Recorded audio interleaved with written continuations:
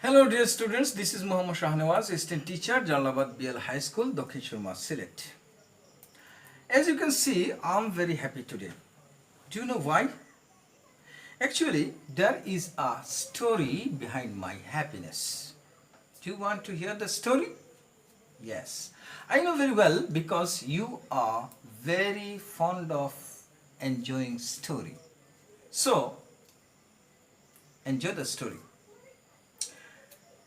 Last evening, while I was returning from the market, a man cried out and said, "Are you Shahnawaz?"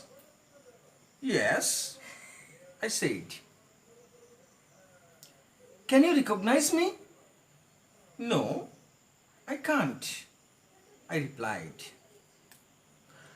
"I'm your childhood friend Shihab. Have you forgot me?" "By God, how happy I am having you back," I said. I think you can now understand what's the reason of my happiness today. Now, I would like to write the story on the whiteboard.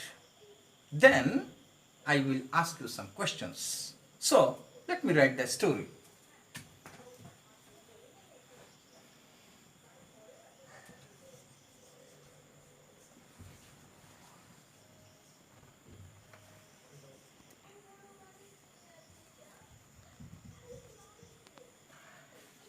Dear students, this is the story that uh, that is behind my happiness today.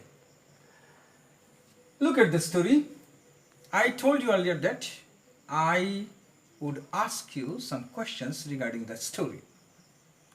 My question is, how many speeches are there in this passage? Can you say? Yes, I know very well. You are my talented students. So, you can find out easily how many speeches are there. Look, are you Shahnawaz? This is one speech. Yes, this is another speech. Can you recognize me?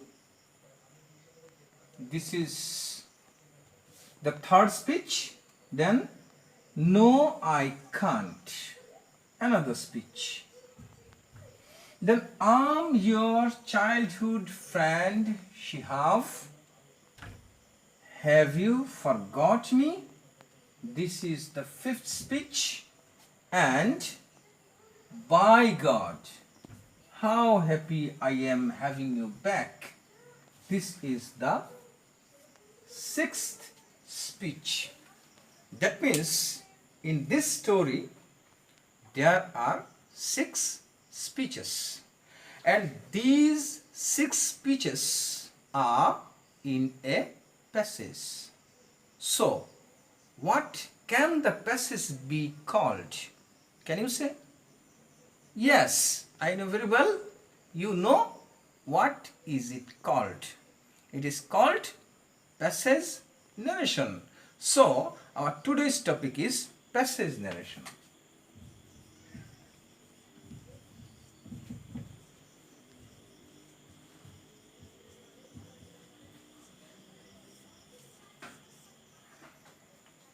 Dear students, I have taken 4 more classes on narration, and you learned how to change the direct narration into indirect. If you followed my classes very well, now it will be very easy for you to change the passage narration into indirect. We discussed on a lot of rules in those 4 classes, but today I'm not going to give you a lot of rules because I know very well rules are very boring. So we will just change the narration, direct narration to indirect. And while we will be changing the direct narration to indirect, some rules will be easily come, and it will not create so many problems. It will not create so much boredom to you, I think. So let's come with me. Last evening, while I was returning from the market, a man cried out and said, "Are you Shahnawaz?" This is a speech, and this speech has a speaker and a listener. Can you say who is the speaker of the speech? Yes, a man. A man is the speaker of this speech. And who is the listener? Me is the listener. Then another speech. Yes. Who is the speaker? Me is the speaker. Because it's clear here, I say it. Then can you recognize me? Who is the speaker of the speech? This man. This man is the speaker. This man is the speaker of the speech. No, I can't. Who is the speaker? Me is the speaker here. I'm your childhood friend Shihab. Have you forgot me? The speaker of the fifth speech is that man. That means Shihab. By God, how happy I am having you back. Who is the speaker? It's clear that as there is I said, that means reporting verb after the reported speech, so it's easily can be recognized that it is the speaker of this speech is me. So dear students, it's very important while you will be changing the direct narration to indirect, especially in case of passage narration, you have to go through the whole passage first and try to find out the speaker and the listener of every speech. তো সুপ্রিয় শিক্ষার্থী বন্ধুরা, যা বলছিলাম, আমাদেরকে passage নারেশনের বেলায় আমাদেরকে যে কাজটা প্রথমে করতে হবে সেটা হচ্ছে প্রথম থেকে শেষ পর্যন্ত প্যাসেজটা খুব ভালো করে পড়তে হবে এবং প্রত্যেকটি উক্তির বক্তা এবং শ্রোতা আমাদের নির্ধারণ করতে হবে। এই প্যাসেজটার দিকে যদি আমরা তাকাই তাহলে দেখা যাচ্ছে যে আমাদের প্রথম উক্তি হচ্ছে excuse me, are you Shahnewaz. এই উক্তির বক্তাকে আমরা যদি শুরুর দিকটা পড়ি, last evening while I was returning from the market, a man cried out and said. a man হচ্ছে এখানে এই উক্তির বক্তা, আর শ্রোতাকে যেহেতু কথাটা কাকে বললো পুরো প্যাসেজটা পড়ে আমরা বুঝতে পারতেছি যে এখানে কথোপকথনটা হচ্ছে দুইজনের মধ্যে একজন ব্যক্তি, এবং শেষে গিয়ে আমরা বুঝতে পারলাম যে ওই ব্যক্তিটা আসলে আমার বাল্য বন্ধু শিহাব। সুতরাং এখানে কথা হচ্ছে শিহাব এবং আমার মধ্যে। সুতরাং এখানে বক্তা হচ্ছে এ ম্যান এবং শ্রোতা হচ্ছে আমি। আরেকটা জিনিস তোমরা জানো, যা গত 4টা ক্লাসে তোমাদের বোঝানো হয়েছে, সেটা হচ্ছে যে রিপোর্টিং ভার্বের যে অংশটা রয়েছে, দ্যাট মিনস ইনভার্টেড কমার বাইরে যে অংশটা থাকবে সেই অংশটা সাবজেক্ট এবং অবজেক্ট সহ পুরো অংশটাই প্রায় একই রকম থাকে, শুধুমাত্র রিপোর্টিং ভার্বের জায়গায় গিয়ে কিছুটা চেঞ্জ আসতে পারে, সেটা রিপোর্ট স্পিচের সেন্টেন্সের উপরে নির্ভর করে। তো প্রথমে আমরা কি করব, যে রিপোর্টিং ভার্বের যে অংশটা আছে অর্থাৎ রিপোর্ট স্পিচের আগ পর্যন্ত যে অংশটা আছে সেই অংশটা আমরা যেভাবে আছে ঠিক সেইভাবে লিখে ফেলবো। শুধুমাত্র রিপোর্টিং ভার্ব এর জায়গায় যখন আমরা আসব তখন আমরা চিন্তা করব যে এই জায়গার মধ্যে কোনো পরিবর্তন আসবে কি না। So let me right.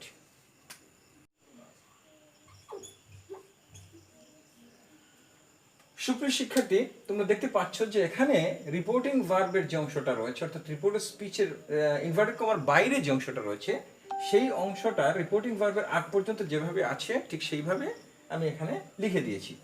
এখন রিপোর্টিং ভার্বটা লেখার সময় তোমাদের একটা জিনিস মনে রাখতে হবে, রিপোর্টিং ভার্বটা সেন্টেন্স টু সেন্টেন্স ভেরি করতে পারে। It will depend on the sentence of the report speech. You can see excuse me, are you Shahnewaz. এই সেন্টেন্সের মধ্যে এক্সকিউজ মি কথাটা বলা হয়েছে। তো সেন্টেন্সের মধ্যে যদি এক্সকিউজ মি কথাটা থাকে তাহলে আমরা কি করতে পারি, অ্যাপোলোজাইজ কথাটা লিখতে পারি। এক্সকিউজ মি অথবা সরি কথাটা যদি লেখা থাকে, এক্সকিউজ মি অথবা সরি যদি লেখা থাকে তাহলে আমরা অ্যাপোলোজাইজ কথাটা লিখতে পারি রিপোর্টিং ভার্ব হিসাবে। সো এখানে আমরা অ্যাপোলোজাইজ কথাটা লিখব, অ্যাপোলোজাইজড লিখবো, যেহেতু এটা পাস্ট ছিল এই কারণে অ্যাপোলোজাইজড লিখবো। তো শুধু এক্সকিউজ মি বলে না, এখানে আরো বলেছে আর ইউ শাহনেওয়াজ, এখানে কিন্তু একটা প্রশ্ন করা হয়েছে। তো আমরা জানি যে প্রশ্নবোধক বাক্যের ক্ষেত্রে রিপোর্টিং ভার্ব হিসাবে কি লিখতে হয়, আস্ক লিখতে হয়। তাহলে এখানে অ্যান্ড একটা দিয়ে আবার আমরা বলতে পারি asked। তাহলে কি হচ্ছে দেখো, last evening while I was returning from the market a man cried out and apologized and asked। এখানে বোধহয় বারবার and বলার কারণে শুনতে শ্রুতিমধুর লাগছে না। সেই সময় আমরা যে কাজটা করতে পারি সেটা হচ্ছে যে এখানে and না লিখে এই জায়গার মধ্যে আমরা একটা কমা ব্যবহার করতে পারি। Last evening while I was returning from the market a man cried out, apologized and asked। তাহলে শুনতে শ্রুতিমধুর লাগে। যদি আমরা এখানে and লিখে দিতাম তাহলে কি হতো, and apologized and asked, অর্থাৎ বারবার and শুনতে শ্রুতিমধুর লাগে না বা শুনতে ভালো লাগে না। সেই ক্ষেত্রে আমরা কি করতে পারি, এখানে একটা কমা ব্যবহার করতে পারি, cried out, apologized and asked। এখন জিজ্ঞেস করলো, কাকে জিজ্ঞেস করলো, জিজ্ঞেসটা তো আমাকে করলো, কারণ এখানে দুইজনের মধ্যে কথোপকথন হচ্ছে, সুতরাং ওই লোকটা কাকে জিজ্ঞেস করলো, আমাকে। সো এখানে আমরা কি লিখতে পারি, মি লিখতে পারি। তারপর যে ইন্টারোগেটিভ সেন্টেন্সটা তোমরা দেখতে পাচ্ছ আর ইউ শাহনেওয়াজ, এই সেন্টেন্সটা হচ্ছে একটা yes no question, as there is no WH word you can see, so this is a yes no question, and for yes no question we can use if or whether as the connector। তো এই সেন্টেন্সটিকে connect করার জন্য আমরা কি করব, এখানে if ব্যবহার করব। ওকে, তারপর এক্সকিউজ মি এর জন্য তো অলরেডি আমরা অ্যাপোলোজাইজ কথাটা লিখে দিলাম, সুতরাং এই বিষয়টা আর আসতেছে না। এখন আমরা এই অংশটা লিখবো আর ইউ শাহনেওয়াজ। কিন্তু আরেকটা জিনিস আমাদের মনে রাখতে হবে যে ডাইরেক্ট নারেশন থেকে যখন আমরা ইনডাইরেক্ট নারেশন করব তখন ডাইরেক্ট নারেশনের মধ্যে রিপোর্টেড স্পিচ হিসেবে যে কোনো টাইপের সেন্টেন্স থাকতে পারে, কিন্তু যখন আমরা সেটাকে ইনডাইরেক্ট করব তখন অবশ্যই অ্যাসার্টিভ সেন্টেন্সে লিখতে হবে। সুতরাং আমাদের প্রথমে যে জিনিসটা লিখতে হবে, প্রথমে সাবজেক্ট লিখতে হবে। যদিও আমরা দেখতে পাচ্ছি যে এখানে অক্সিলারি ভার্ব কিন্তু সাবজেক্টের আগে রয়েছে, যেহেতু এটা প্রশ্নবোধক বাক্য ছিল, কিন্তু যখন আমরা এটাকে ইনডাইরেক্ট করব তখন কিন্তু সাবজেক্টটা প্রথমে চলে আসবে। তো এখানে সাবজেক্টটা কি হচ্ছে, সাবজেক্ট দেখতে পাচ্ছ ইউ, তুমি। তাহলে ওই লোকটা আমাকে বললো তুমি, এই তুমিটা আসলে কে, তুমিটা আসলে আমি। সুতরাং ইউ এর পার্সনটা পরিবর্তন হয়ে যাবে, ইউ এর পার্সন পরিবর্তিত হয়ে কি হবে, ফার্স্ট পার্সন হয়ে যাবে। তাহলে এখানে লিখতে হবে আই। ওকে, তারপর এখানে দেখতে পাচ্ছ অক্সিলারি ভার্বটা সাবজেক্টের আগে ছিল, আর আমি একটু আগে বলেছিলাম যে অবশ্যই ইন্টারোগেটিভ সেন্টেন্সটাকে পরিবর্তন করে অ্যাসার্টিভ করতে হবে, সুতরাং অক্সিলারি ভার্বটা চলে যাবে সাবজেক্টের পরে। কিন্তু এখানে আরেকটা বিষয় তোমাদের মাথার মধ্যে রাখতে হবে, সেটা হচ্ছে যে কি হতে পারে, অক্সিলারি ভার্বটা সাবজেক্টের পরে যাবে কিন্তু প্রেজেন্ট ফর্ম আছে, সেই প্রেজেন্ট ফর্মটা থাকবে কিনা, এটা হচ্ছে একটা ইম্পর্টেন্ট জিনিস। কারণ আমরা জানি যে রিপোর্টিং ভার্ব যদি পাস্ট হয় তাহলে রিপোর্টেড স্পিচের টেন্সটা পরিবর্তন হয়ে যায় এবং প্রেজেন্ট টেন্স অনুরূপ পাস্ট হয়ে যায়। তো যেহেতু এখানে ভার্ব হিসেবে ছিল আর, সুতরাং আমরা বুঝতে পারতেছি এটা প্রেজেন্ট টেন্স, যেহেতু আরটা হচ্ছে বি ভার্বের প্রেজেন্ট ফর্ম, সুতরাং এটা পরিবর্তন হয়ে পাস্ট ফর্ম হয়ে যাবে। কেন পাস্ট ফর্ম হয়ে যাবে, যেহেতু এখানে রিপোর্টিং ভার্ব যেটা লেখা আছে সেইড, এটা হচ্ছে পাস্ট ফর্ম, অর্থাৎ রিপোর্টিং ভার্বটা হচ্ছে এখানে পাস্ট, সুতরাং রিপোর্টেড স্পিচের টেন্সের পরিবর্তন হয়ে যাবে। এই কারণে এখানে অক্সিলারি ভার্বটা সাবজেক্টের পরে চলে আসবে, কিন্তু অক্সিলারি ভার্ব ছিল এখানে প্রেজেন্ট ফর্ম, সেটা চেঞ্জ হয়ে যাবে পাস্ট ফর্ম। এরপর বাকি অংশটা আই ওয়াজ শাহনেওয়াজ। ওকে, তাহলে এতটুকু চলে গেল। এখন পরবর্তী উক্তি যেটা সেটা হচ্ছে ইয়েস, হ্যাঁ। এই উক্তির বক্তাকে, যেহেতু এখানে লেখা আছে আই সেইড, আমি বললাম, তাহলে এই উক্তির বক্তা হচ্ছি আমি। এবং একটা জিনিস তোমরা দেখতে পাচ্ছ যে এখানে ইয়েস লেখা আছে রিপোর্টেড স্পিচ হিসেবে, ইয়েস লেখা আছে, অর্থাৎ ইনভার্টেড কমার মধ্যে ইয়েস আছে। একটা জিনিস তোমরা মনে রাখবে, যদি রিপোর্টের স্পিচের মধ্যে ইয়েস থাকে তাহলে রিপোর্টিং ভার্ব হিসেবে লিখতে হয় রিপ্লাইড ইন দ্য অ্যাফার্মেটিভ। কি লিখতে হবে? Replied in the affirmative. কেন লিখতে হবে? As there is yes in the রিপোর্টের স্পিচ। সুতরাং আমরা এখানে লিখব, কে বলতেছে এটা? আমি বলতেছি, এবং যেহেতু এখানে ইয়েস আছে সুতরাং আমি এখানে লিখব I replied in the affirmative.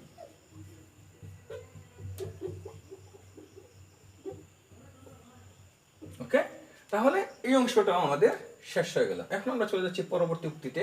পরবর্তী উক্তি হচ্ছে ক্যান ইউ রিকগনাইজ মি। এই উক্তিটা কার? তুমি কি আমাকে চিনতে পারছো? এটা কে বলছে? এটা কিন্তু ওই ব্যক্তিটা বলছে, ঠিক আছে? এবং এটাও কিন্তু প্রশ্ন। এবং একটা জিনিস তোমরা দেখতে পাচ্ছ যে এখানে প্রশ্ন করেছে, লোকটা কিন্তু আগের বারও প্রশ্ন করেছিল, পরবর্তীতে আমি যখন ইয়েস বললাম তখন সে আবার প্রশ্ন করছে। সুতরাং একটা সেন্টেন্সের সাথে আরেকটা সেন্টেন্সের সঙ্গতি বজায় রাখার জন্য আমরা মাঝে মধ্যে কিছু কিছু অতিরিক্ত শব্দ ব্যবহার করতে পারি। যেমন এখানে আমরা অলসো ব্যবহার করতে পারি, অথবা এগেইন কথাটা এখানে ব্যবহার করতে পারি। তাহলে আমি এখানে লিখতে পারি দ্য ম্যান আগেইন আস্কড। এখন প্রশ্ন করতে পারো যে এখানে এ ম্যান লেখা, কিন্তু আমি নিচে কেন এসে দ্য ম্যান লিখছি? এখানে আর্টিকেলের একটা নিয়ম আছে, তোমরা জানো যে একটা প্যাসেজের মধ্যে যদি কোনো একজন ব্যক্তি সম্পর্কে পূর্বে উল্লেখ করা হয়ে থাকে এবং পরবর্তীতে যখন সেই ব্যক্তি সম্পর্কে আবার উল্লেখ হয় তখন সেই ব্যক্তিটা নির্দিষ্ট হয়ে যায়, অর্থাৎ সেই ক্ষেত্রে ডেফিনিট আর্টিকেল ব্যবহার করতে হয়। এই কারণে এখানে আমরা দি ব্যবহার করব, দা ম্যান বলবো। এখন আর আমরা লোকটিকে এ ম্যান বলবো না।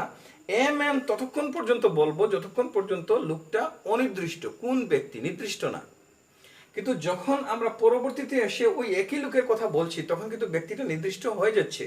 এই কারণে আমরা এখানে এ ম্যান আর বলবো না, এখানে এই লোকটা এখন দা ম্যান হয়ে যাবে। এবং এই লোকটা যেহেতু আগে একবার প্রশ্ন করেছিল এবং এখানে এসে আরেকবার প্রশ্ন করছে, তো আমি যেটা বললাম যে কোহেরেন্স বজায় রাখার জন্য, অর্থাৎ একটা সেন্টেন্সের সাথে আরেকটা সেন্টেন্সের সঙ্গতি বজায় রাখার জন্য আমরা কি করতে পারি? এখানে আগেইন কথাটা ব্যবহার করতে পারি। তাহলে দ্য ম্যান আগেইন আস্কড। কাকে জিজ্ঞেস করলো? আমাকে জিজ্ঞেস করলো। কিন্তু এখানে যদি আমাকে কথাটা নাও লিখি তাহলে কিন্তু বোঝা যাচ্ছে যে সে প্রশ্নটা কাকে করেছে। যেহেতু আগের যে কথাগুলো, যে আলোচনাটা আমরা করেছি, সেই আলোচনা থেকে বিষয়টা স্পষ্ট হয়ে গিয়েছে যে লোকটা প্রশ্নটা কাকে করছে। লোকটা প্রশ্ন আসলে আমাকে করছে, সুতরাং এটা আসলে আগেই ক্লিয়ার হয়ে গিয়েছে। সুতরাং এখানে যদি আমি আরেকবার আস্কড মি কথাটা না লিখি তাহলেও চলছে।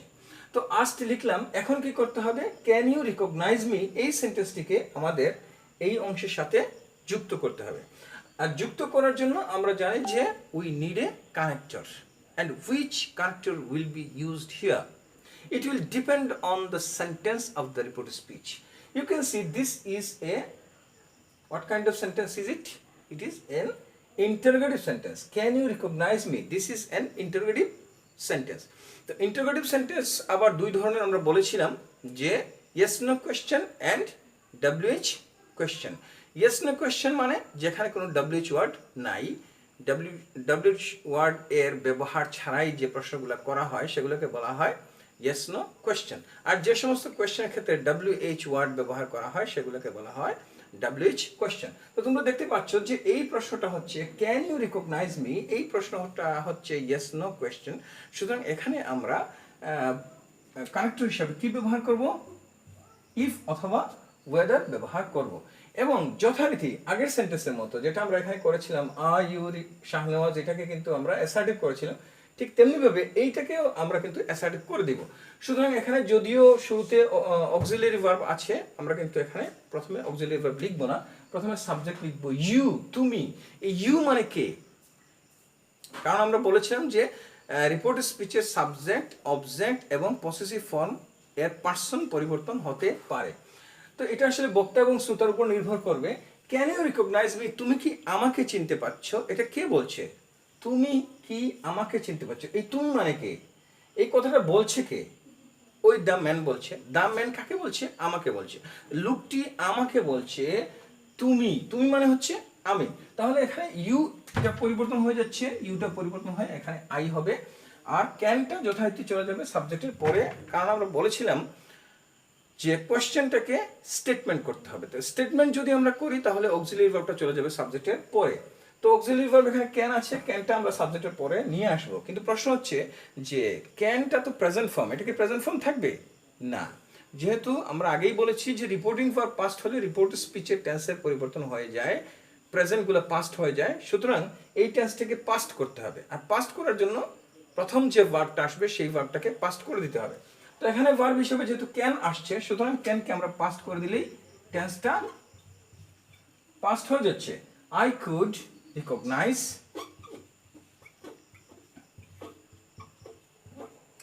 মি, আমাকে, আমাকে মানে কাকে? লোকটি আমাকে বলল তুমি কি আমাকে চিনতে পারছো। এই আমাকে মানে কাকে? এই আমাকে মানে হচ্ছে তাকে। সুতরাং এখানে মিটা চেঞ্জ হয়ে যাবে, চেঞ্জ হয়ে হবে হিম।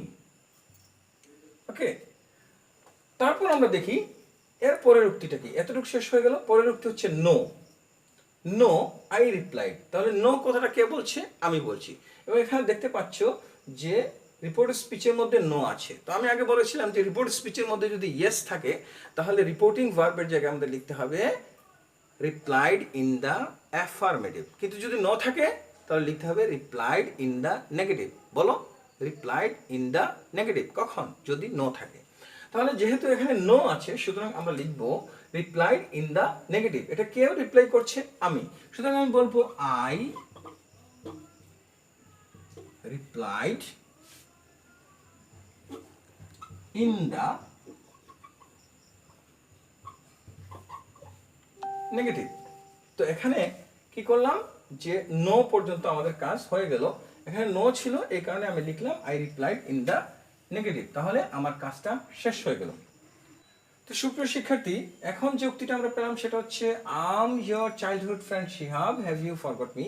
এখানে দেখতে পাচ্ছ যে দুইটা সেন্টেন্স রয়েছে। I'm your childhood friend Shihab is a sentence and have you forgot me is another sentence, and you can see there are two sentences in a speech. তো একই স্পিচের মধ্যে একাধিক সেন্টেন্স থাকতেই পারে প্রেসিডেন্টের মধ্যে। তো এই ক্ষেত্রে আমরা কি করব? এই ক্ষেত্রে আমাদের প্রথম সেন্টেন্সটা নিয়মতান্ত্রিকভাবে আমরা করে ফেলবো।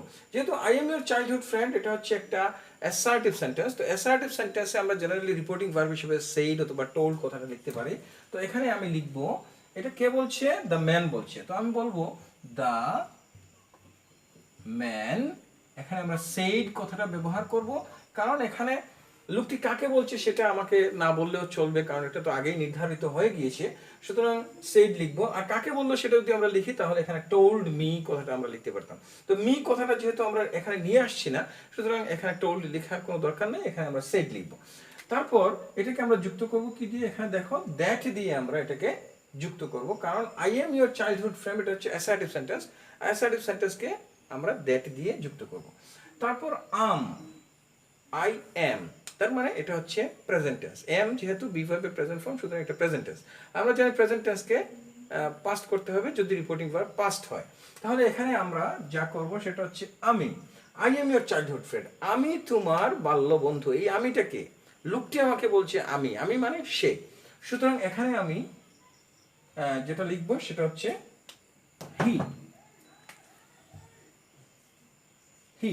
ওকে, তারপর হচ্ছে এম। এম হচ্ছে প্রেজেন্ট ফর্ম, কিন্তু এটাকে পাস্ট ফর্ম করতে হবে, পাস্ট করতে হবে।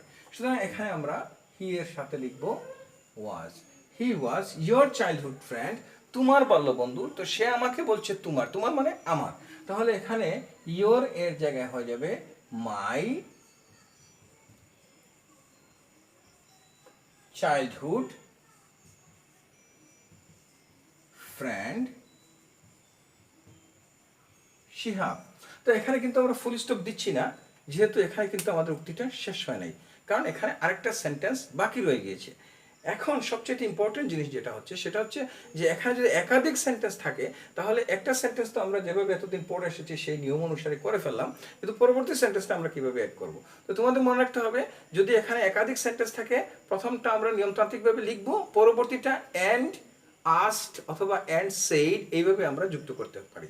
যেহেতু এটা হচ্ছে একটা প্রশ্ন, have you forget me, have you forgot me, এটা হচ্ছে একটা প্রশ্ন। সুতরাং এখানে আমরা লিখব অ্যান্ড অলসো আস্কড। ঠিক আছে? তো আমরা যদি প্রশ্ন থাকে তাহলে লিখতে পারি অ্যান্ড অলসো আস্কড। আর যদি প্রশ্ন না থাকে, যদি স্টেটমেন্ট থাকে, তাহলে আমরা লিখবো অ্যান্ড অলসো সেড অথবা অ্যান্ড অ্যাডেড। এইভাবে আমরা পরবর্তী সেন্টেন্সটাকে যুক্ত করব। তাহলে যেহেতু এটা হচ্ছে একটা প্রশ্ন, আমরা এখানে অ্যান্ড অলসো আস্কড কথাটা লিখতে পারি। এবং হ্যাভ ইউ ফরগট মি, এই সেন্টেন্সটা হচ্ছে ইন্টারোগেটিভ সেন্টেন্স, এবং দেখতে পাচ্ছ যে এই ইন্টারোগেটিভ সেন্টেন্সে কোনো WH ওয়ার্ড নাই। তো কোনো WH ওয়ার্ড যদি না থাকে তাহলে আমাদের কি করতে হবে? এটাকে যুক্ত করার জন্য কানেক্টর হিসাবে ইফ অথবা ওয়েদার ব্যবহার করতে হবে। তো এখানে আমরা ইফ ব্যবহার করলাম। তারপর কি করতে হবে? হ্যাভ ইউ ফরগট মি আগের মতো ইন্টারোগেটিভ সেন্টেন্স থেকে চেঞ্জ করে অ্যাসার্টিভ করতে হবে। তো অ্যাসার্টিভ করতে হলে প্রথমে সাবজেক্ট লাগবে। সাবজেক্ট হচ্ছে ইউ, তুমি। তো সে আমাকে বললো তুমি, তুমি মানে হচ্ছে আমি। সুতরাং এখানে ইউ এর জায়গায় পার্সন চেঞ্জ হয়ে যাবে আই, এবং এই হ্যাভটা যথারীতি চলে যাবে সাবজেক্টের পরে, কারণ আমরা জানি যে অক্সিলিয়ারি ভার্বটা চলে যাবে সাবজেক্টের পরে। তো হ্যাভটা হচ্ছে আবার present form, reporting for past হওয়ার কারণে এটাকে আবার পাস্ট করতে হবে। সুতরাং হ্যাভ এর জায়গায় আমরা লিখতে হবে হ্যাড। ওকে, তারপর বাকি অংশটা হ্যাড ফরগট মি, আমাকে। আমাকে মানে কাকে? আমাকে মানে ওই লোকটিকে, শিহাবকে। তাহলে এখানে আমরা কি লিখবো? পার্সনটা চেঞ্জ করে এখানে লিখবো হিম। তাহলে আরেকটা উক্তি শেষ হয়ে গেল। এখন দেখতে পাচ্ছ একদম সর্বশেষ উক্তি যেটা, সেটা হচ্ছে by God how happy I am having you back. এই কথাটা উক্তিকে, বক্তাকে, এই উক্তিটার বক্তা হচ্ছে আমি। এবং এখানে দেখতে পাচ্ছ বাই গড একটা কথা লেখা আছে। তো রিপোর্টের স্পিচের মধ্যে যদি বাই গড বা বাই আল্লাহ থাকে, তাহলে তোমরা আরেকটা জিনিস মনে রাখবে, সেটা হচ্ছে সোয়ারিং বাই গড অথবা সোয়ারিং বাই আল্লাহ লিখতে হবে রিপোর্টিং ভার্বের অংশটাতে। তো আমরা প্রথমে সেটা লিখে দিব, সোয়ারিং বাই গড কথাটা লিখে দিলাম, দিয়ে এখানে একটা কমা ব্যবহার করলাম। তারপর আমরা যথারীতি বাকি যে অংশটা রইল সেই অংশটাকে যুক্ত করব। How happy I am having you back, এখানে একটা এক্সক্লামেশন মার্ক তোমরা দেখতে পাচ্ছ। এবং এই সেন্টেন্সটার যে স্ট্রাকচার, সেই স্ট্রাকচার অনুসারে এই সেন্টেন্সটা হচ্ছে একটা এক্সক্লামেটরি সেন্টেন্স। আর এক্সক্লামেটরি সেন্টেন্সের রিপোর্টিং ভার্ব হিসেবে কি লিখতে হয়? Exclaim with joy, exclaim with sorrow, exclaim with wonder ইত্যাদি ইত্যাদি। তো যেহেতু আমার বন্ধু আমাকে দেখতে পেয়েছে এবং সে খুবই খুশি হয়েছে, তাহলে তো এটা আসলে একটা আনন্দের বিষয়, এ ম্যাটার অফ জয় এটা হচ্ছে। সুতরাং আমরা এখানে বলতে পারি যে এটা কে বলছে? উক্তির বক্তা হচ্ছে আমি। সুতরাং রিপোর্টিং ভার্বের সাবজেক্ট হবে I. I exclaimed, exclaimed with, এখানে জয় বলতে পারি আমরা, যেহেতু এখানে আমি আমার বন্ধুকে, বাল্য বন্ধুকে ফিরে পেয়েছি, তাহলে এটা এটা অনেক বড় একটা আনন্দের উপলক্ষ। সুতরাং এখানে আমি লিখতে পারি এই এক্সক্লেইমড উইথ জয়। এবং এক্সক্লামেটরি সেন্টেন্সটাকে আবার আমরা কি করতে পারি? যুক্ত করতে হলে কানেক্টর হিসেবে এক্সক্লামেটরি সেন্টেন্সের বেলায় দ্যাট ব্যবহার করতে হবে, ঠিক আছে? তারপর how happy I am having you back, এই সেন্টেন্সটা হচ্ছে একটা এক্সক্লামেটরি সেন্টেন্স, এটাকে কিন্তু অ্যাসার্টিভ করতে হবে। আমি আবারও তোমাদেরকে স্মরণ করে দিচ্ছি যে রিপোর্টের স্পিচের সেন্টেন্সটা যে কোনো টাইপের হতে পারে, বাট যখন আমরা ইনডাইরেক্ট করব তখন অবশ্যই একটা মাত্র টাইপ হবে, সেটা হচ্ছে অ্যাসার্টিভ। সুতরাং এখানে প্রথমে সাবজেক্টটা লিখতে হবে। তো সাবজেক্ট হচ্ছে আই, আমি। আমি মানে তো আমি, তাহলে এখানে আই হবে। তারপর এম হচ্ছে present form, reporting verb past হওয়ার কারণে যথারীতি এমটাও পাস্ট হয়ে যাবে। তাহলে এখানে হবে আই ওয়াজ। তারপর কি হবে? এক্সক্লামেটরি সেন্টেন্সকে অ্যাসার্টিভ করার যে নিয়ম হচ্ছে, সেটা হচ্ছে সাবজেক্ট ভার্বের পরে আমাদের একটু পেছনের দিকে যেতে হবে। পেছনের দিকে গিয়ে যদি হাও থাকে, তাহলে হাও এর জায়গায় ভেরি অথবা গ্রেট লিখতে হবে। তো এখানে হ্যাপির সাথে ভেরিটা প্রযোজ্য, এই কারণে আমরা এখানে ভেরি লিখব, ভেরি, তারপর হ্যাপি, তারপর রেস্ট অফ দ্য ওয়ার্ডস। এখানে বাকি যে অংশটা রইল সেটা হচ্ছে হ্যাভিং, হ্যাভিং ইউ ব্যাক, তোমাকে ফিরে পেয়ে। আমি বললাম তোমাকে ফিরে পেয়ে, তোমাকে ফিরে পেয়ে মানে শিয়াবকে ফিরে পেয়ে। সুতরাং এখানে তোমাকে বলতে হবে তাকে। তাহলে এখানে কি লিখতে হবে? Him back.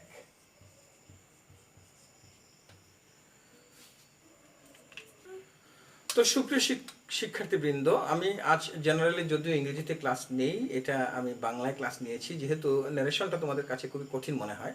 আসলে তোমরা আলোচনার পরে তোমরা বুঝতে পারছো আসলে যতটা কঠিন আমরা মনে করি আসলে ততটা কঠিন মোটেই নয়। তো আমি তোমাদেরকে বলবো যে তোমরা যদি মনে করো যে প্যাসেজ ন্যারেশনের উপরে তোমাদের আরও ক্লাস দরকার, তাহলে অবশ্যই তোমরা কমেন্টে আমাকে জানাবে অথবা আমাকে ইনবক্স করতে পারো। তাহলে আমি চেষ্টা করবো যে প্যাসেজ ন্যারেশনের উপরে আরেকটা ক্লাস নেওয়া যায় কিনা। তো ততক্ষণ পর্যন্ত তোমরা সবাই ভালো থাকো, সুন্দর থাকো। আসসালামু আলাইকুম রহমতুল্লাহ।